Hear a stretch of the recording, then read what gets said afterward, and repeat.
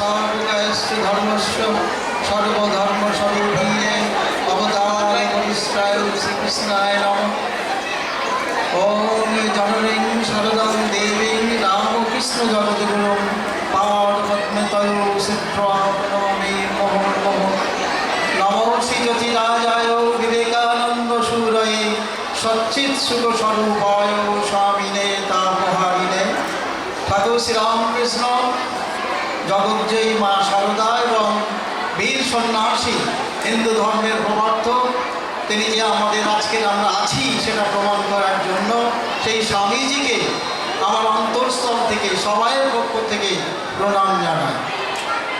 আজকে চলন্তিকার বার্ষিক অনুষ্ঠান মঞ্চে উপস্থিত আছেন আজকের মঞ্চের সভাপতি, আপনারা সবাই জানেন শ্রী ভোলানাথ প্রামাণিক প্রাক্তন শিক্ষক। আরও উপস্থিত আছেন বিশিষ্ট অতিথিবর্গ, প্রত্যেককে আমার আন্তরিক শ্রদ্ধা নমস্কার এবং প্রণাম জানাই। আর আমার সামনে যারা উপস্থিত আছেন মায়েরা এবং কিছু শিশু এবং খুব কম সংখ্যক বাবারা, প্রত্যেককে আমার আন্তরিক শ্রদ্ধা এবং বিশেষ করে মায়েদের আমার সভূমি প্রণাম। কারণ মাতৃ হচ্ছে আসল, মাতৃ হচ্ছে জগৎ, মায়ের মধ্য থেকেই তার সব প্রকাশ পাই আমরাও। তো আজকে আমরা যে অনুষ্ঠানে এসেছি সেটা হচ্ছে বার্ষিক অনুষ্ঠান চলন্তিকা। একটু আগেই সম্পাদক দীপঙ্কর বলছিল যে একটু ইতিহাস, অর্থাৎ প্রায় 34 বছর 32-33 বছর অতিক্রান্ত করে এটা 34 বছরে পদার্পণ করেছে। ছাত্র সংখ্যা 1500, অর্থাৎ একটা শিক্ষা প্রতিষ্ঠান এই এলাকা 10টি 15টি 20টি গ্রাম নয়, প্রায় 2-3টি ব্লকে ছেলেদের মান উন্নয়নে এরা ক্রমাগত চেষ্টা করে গেছে। আজকে 14ই নভেম্বর আমরা জানি এটা শিশু দিবস।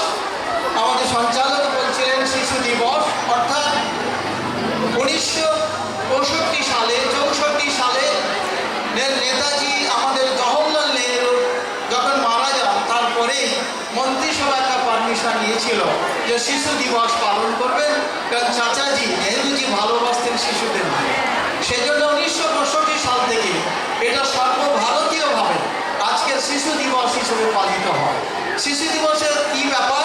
না, শিশু দিবস আজকের শিশুদের সম্মান রক্ষা, নাচ গান আবৃত্তি করবে, এর প্রতি এই যে মানুষ আরও বহু ব্যবসায়ী এর প্রতি ইনভেস্ট করবে, যাতে শিশুরা ভালো থাকে, তারা যেন উন্নয়ন করতে পারে, তাদের পরিবেশ ভালো হয়, এইটার জন্য এটা সেই সময় মন্ত্রিসভা পার্মানেন্টলি এটা প্রস্তাব নিয়েছিল।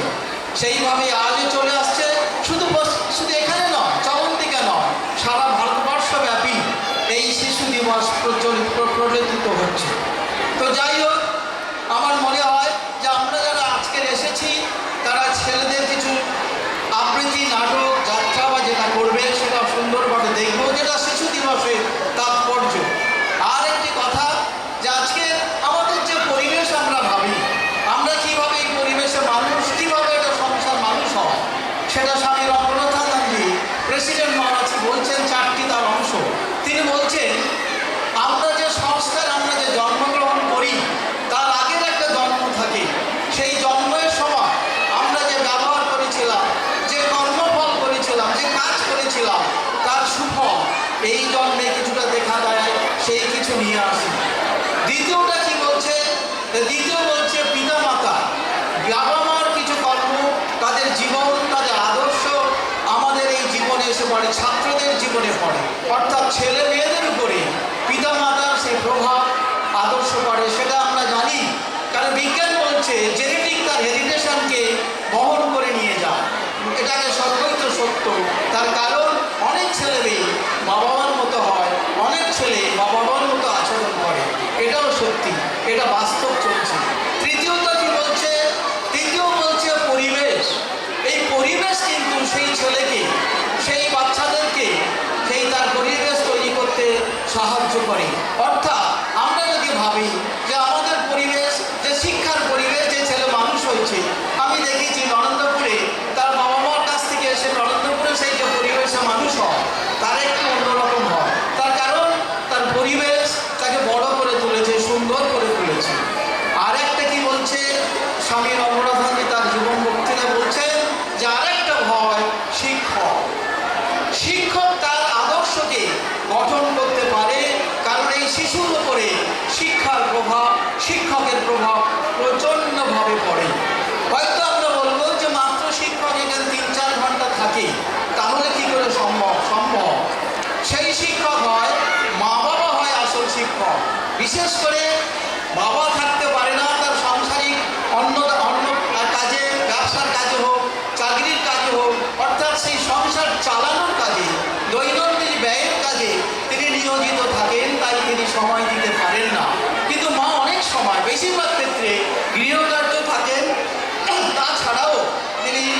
ছেলেদেরকে দেখাশোনা করে, কখন স্কুলে যাচ্ছে, কখন উঠছে, কীভাবে পড়ছে। এখন তো আমি অনেক জানি, আমাদের সময় একটু আলাদা ছিল। এখন মায়েরা, প্রায় শিক্ষিত মায়েরা তার ছেলেদেরকে যথাযথ চর্চা করে পড়াশোনা শেখায়। সেই মায়েরা যদি প্রকৃত শিক্ষক হয়, তাহলে সেই শিশু অবশ্যই মানুষ হবে, ভালো হবে। তো আপনাদের উচিত, আমি মায়েদের কাছে অনুরোধ করব, আপনারা সেইভাবে শিক্ষক হয়ে উঠুন। যে শিক্ষক প্রতিপালন করবে, আবার তাকে পড়াশোনা শেখাবে, আবার তার শিক্ষা দীক্ষা, শুধু শিক্ষা করলে হবে না, তাকে দীক্ষায় দীক্ষিত করতে হবে। তার পরিবেশ যেন ভালো হয়, কথাবার্তা ভালো হবে, সবাইকে সম্মান করতে পারে, সবাইকে সবাই আর অন্যান্য যারা বড়রা আছে তাদেরকে সম্মান করতে শেখে। এইভাবেই তাদের শেখাতে হবে। সুতরাং সময় কম, আরেকটু শেষে বলি যে আপনারা মায়েরা ছেলেদেরকে এইভাবে করুন, যাতে এই ছেলেরা পরবর্তীকালে বড় হলে আমাদের দেশের শিকড়কে ভুলে না যায়। আমি দেখেছি, সেই জন্য বারে বারে আমি সর্বত্র সবসময় বলি যে মায়েরা একমাত্র পারে সেই ছেলেকে মানুষ করতে।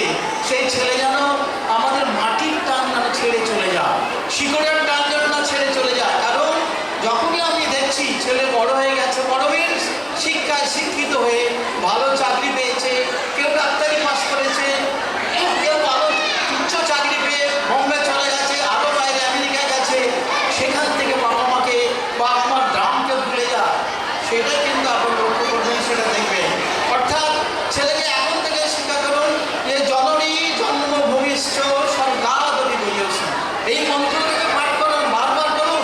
তাকে মুখস্থ নয়, কণ্ঠস্থ নয়, আত্মস্থ করুন, যে অন্তরের মধ্যে যেন প্রবেশ করে, সেই যেন তার মনে থাকে যে জননী এই জন্মভূমির ছাড়া কেউ বড় হতে পারে না। আমি যেখানে যাই, যেখানে থাকি, যে কর্ম করি না কেন, আমার দেশের মাটি, আমার গ্রাম, আমার সেই স্কুল, আমার সেই শিক্ষক, আমার বাবা মা, আমি যেন ভুলে না যাই, আমি যেন সেখানেই আবার বারে বারে ফিরে আসি। এটাই হবে আমাদের প্রধান কাজ।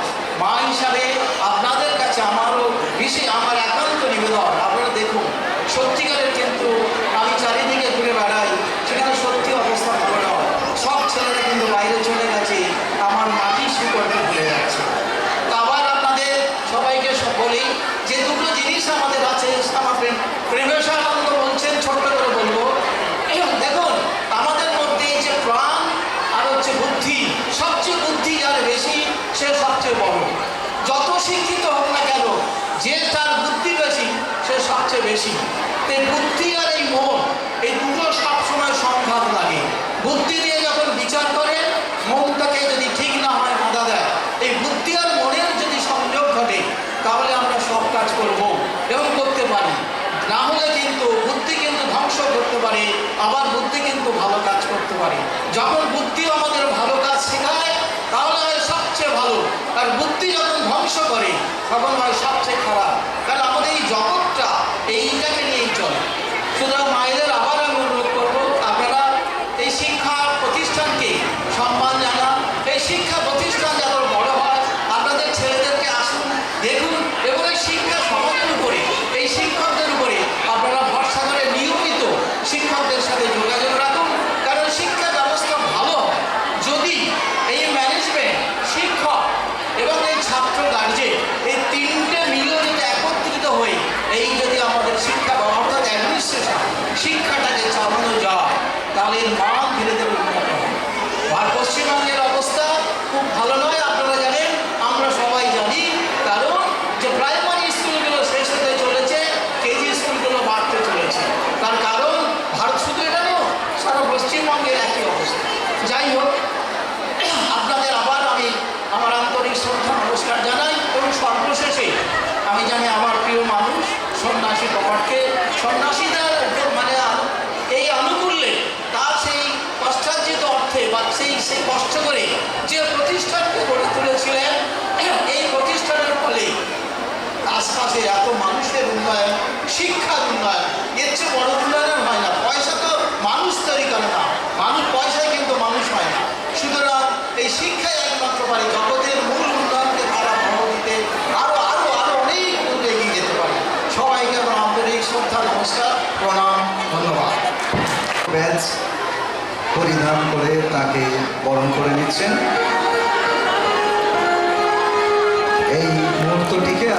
সমবেত করতালিকে আমরা স্মরণীয় করে রাখবো। ধন্যবাদ। অনুষ্ঠান অনেক দীর্ঘ, আমার হাতে যে তালিকা আছে অনেক বড়, সে কথা মাথায় রেখে নমস্কার। আজ 14ই ডিসেম্বর আন্তর্জাতিক শিশু দিবস। এই শিশু দিবসে উপস্থিত সমগ্র শিশুদের বা দেশের সমগ্র শিশুদের সবল দীর্ঘায়ু কামনা করি। তারা আজকের দিনটা আনন্দ উপভোগ করুক, তাদের শুভেচ্ছা এবং ভালোবাসা জানাই। যা আজকের এই দিনটিতে ফতেপুরের চলন্তিকা কাজী নার্সারি যে অনুষ্ঠানটা, বার্ষিক অনুষ্ঠানটা করতে চলেছে, এই অনুষ্ঠানে শিশুদের নিয়ে যেভাবে তারা পদক্ষেপ নিয়েছেন তাতে উপস্থিত হয়ে আমি খুবই আনন্দ অনুভব করছি। এবং এই সাংস্কৃতিক অনুষ্ঠানে উপস্থিত বিশেষ ব্যক্তিবর্গ এবং সম্মুখে উপস্থিত অভিভাবক অভিভাবিকাবৃন্দ, অন্যান্য শিশুরা, তাদের সবাইকে আন্তরিক ভালোবাসা শুভেচ্ছা জানাই। তবে কয়েকটা জিনিস আপনাদের কাছে জ্ঞাত বলে যাই। এই শিশু মনের উৎসব করতে কিন্তু কয়েকজন অভিভাবকের দায়িত্ব নেয়। অভিভাবক কারা? প্রথম হলো মাতা, তারপর পিতা এবং বিদ্যালয়ের শিক্ষক শিক্ষিকাবৃন্দ।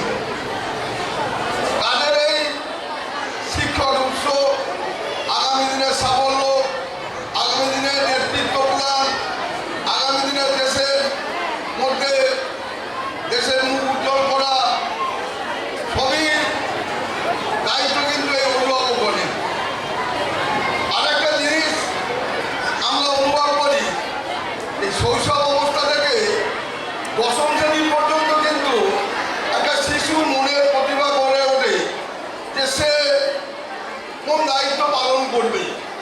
সে কি একজন বিজ্ঞানী হবে, না ডাক্তার হবে, নাকি বড় শিক্ষক হবে, নাকি দেশের নেতৃত্ব প্রদান করবে, সেটা কিন্তু এর মধ্যেই বিশ্লেষিত হয়ে যায়। এবং এই বিশ্লেষণের কর্মধার হলো এই অভিভাবকগণ। আরেকটা জিনিস, বর্তমান আধুনিক শিক্ষায়, বর্তমানে কম্পিউটারের যুগে বিদ্যালয়ে বিভিন্ন পরিকাঠামো থাকা উচিত। যে পরিকাঠামোর মধ্যে দিয়ে আমরা স্মার্ট ক্লাস চালাতে পারি, যে পরিকাঠামো দিলে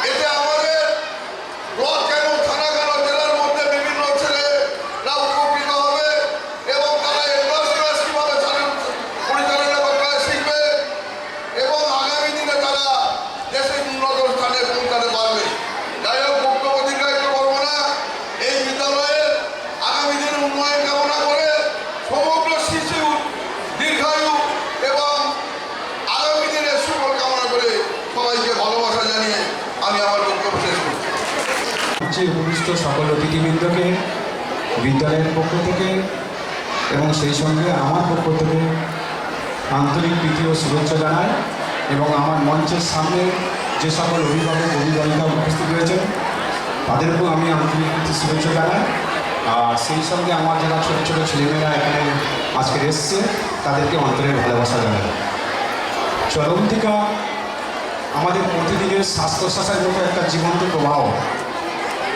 সোনার মোহর দেখিনি, কখনো দেখিনি, কিন্তু শুনেছি ঢাকা বাচ্চাদের তাদের একটা প্রিয় ছিল খুব মোহ।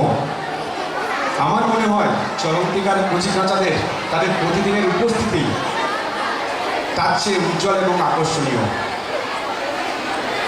আমাদের প্রতিদিনের বিন্দু বিন্দু চেষ্টা আর আমাদের ছাত্রছাত্রী অভিভাবক এবং সমন্বয়কদের সহযোগিতায় চরমতিকা আজ ময়ূরীয়ে পরিণত হয়েছে। দিনে দিনে আমরা অনেক মানুষের কাছে ঋণী হয়ে উঠেছি। আজকে বলতে গেলে অনেক কিছু কথা বলতে হয়। এই স্কুলের প্রতিষ্ঠা হয়েছিল 91-এ। দেখতে দেখতে আমরা 34তম বর্ষে পদার্পণ করেছি এবং তার মধ্যে আমাদের কোভিড পিরিয়ড গেছে, মানে করোনার সময়। যে করোনার সময় প্রতিটা জায়গায় গোটা বিশ্বে কিন্তু তার প্রভাব হয়েছে, সেক্ষেত্রে আমরাও কিন্তু তার ব্যতিক্রমী নয়। তার মধ্যেও সূর্যোদয়ের মতো চরমতিকা কিন্তু সব কিছুকে ছাপিয়ে আমরা এগিয়ে গেছি। আর আমাদের এটা কিন্তু 34তম বর্ষ সাংস্কৃতিক অনুষ্ঠান। 34তম বর্ষে আমরা পা দিয়েছি, যেহেতু মাঝে 3টে বছর আমাদের কোভিড পিরিয়ড ছিল, সেই 3টে বছর আমরা অনুষ্ঠান করতে পারিনি। তা 3টে বছর বাদ দিলে 34তম, আমাদের 30তম। আর মাঝে প্রথম বছর যখন আমরা স্কুলের সূচনা করেছিলাম, সেই প্রথম বছর আমরা অনুষ্ঠান করতে তখন খুবই ছাত্র সংখ্যা কম ছিল। কিন্তু আজকের এই 34তম বর্ষে পা দিয়ে আমাদের এখন বর্তমানে ছাত্র সংখ্যা প্রায় 1500-র মতো। এবং আগামী দিনে আমাদেরকে জানিয়ে রাখি, যতটুকু খবর আমার কাছে রয়েছে, আমাদের কাছে 5টা চালু হতে চলেছে। কিন্তু আমার এই ক্যাম্পাসের সত্যি কথা বলতে কি কোনো জায়গা নেই। আমার এই 1500 যে বাচ্চা রয়েছে পুরোটাই একদম লোয়ার থেকে ক্লাস 4 অবধি পুরোটাই ভর্তি একদম। তা জানি না আগামী দিনে আমাদের 5 চালু হবে, তার জন্য যে যে পরিকাঠামো বা যে যে বিল্ডিং আবার বাড়ানোর প্রয়োজন আছে আমরা চেষ্টা করব এই ক্যাম্পাসে না হলেও কীভাবে উন্নত আরও জায়গা নিয়ে সেখানে আমরা 5টাকে করতে পারি। এবং আগামী যেটা আমাদের পরিকল্পনা রয়েছে, মাধ্যমিক পর্যন্ত এটাকে সম্প্রসারণ করা, যাতে আমাদের অনেক অভিভাবক আমাকে আবদার বলে আর কি, যে এখান থেকে ছাত্রছাত্রীরা পড়ে যখন বাইরের স্কুলে যায় তখন সেখানে গিয়ে সেরকম তারাই সেখানে যে গাইড আছে এবং এখানে যে প্রাইভেট স্কুলের যে গাইড সম্পূর্ণ আকাশ পাতাল। তা সেই জায়গা থেকে তাদের খুব অসুবিধা হয় এবং গার্জেনের একটা ইচ্ছা বা আকাঙ্ক্ষা রয়েছে যদি এখানে মাধ্যমিক পর্যন্ত হয় তাদের পক্ষে খুব ভালো হয়। এবং আমারও খুব ইচ্ছা এটাকে যত তাড়াতাড়ি সম্ভব চেষ্টা করব এটাকে মাধ্যমিকে রূপান্তরিত কীভাবে করা যায়। আপাতত 5টা আমরা চালু করছি, সেটা খুব শীঘ্র এবছর হবে না, 2025-এ আমরা চেষ্টা করবো 2025 থেকে 5টা চালু করার জন্য। এবং আগামী দিনে আমরা মাধ্যমিক পর্যন্ত সম্প্রসারণ করব। এইটুকু বলেই সবাইকে আরও একবার ধন্যবাদ জ্ঞাপন জানিয়ে আমার সংক্ষিপ্ত বক্তব্য শেষ করছি। ধন্যবাদ।